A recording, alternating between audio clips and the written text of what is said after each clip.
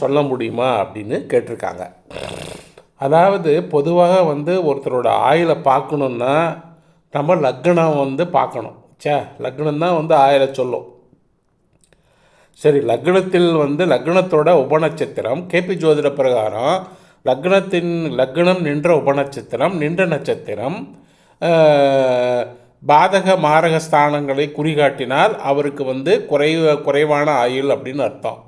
குறைவான ஆயுள்னா என்ன? குறைவான ஆயுள்னா 33 வயசு கீழே. சரியா?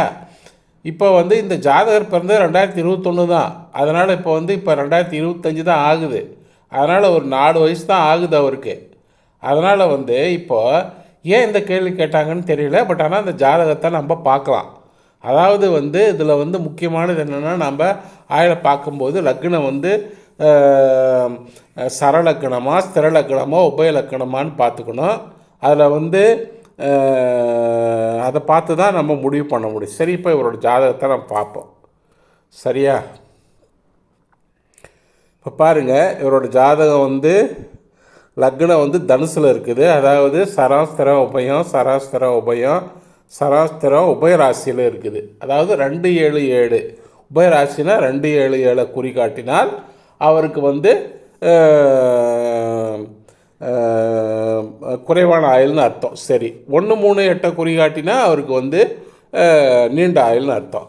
சரி, இப்போ என்ன லக்னத்தின் உபநட்சத்திரம் என்னன்னு பார்ப்போம். இப்போ பாருங்கள், இதில் கேபி ஜோதிடத்துக்கு போவோம்.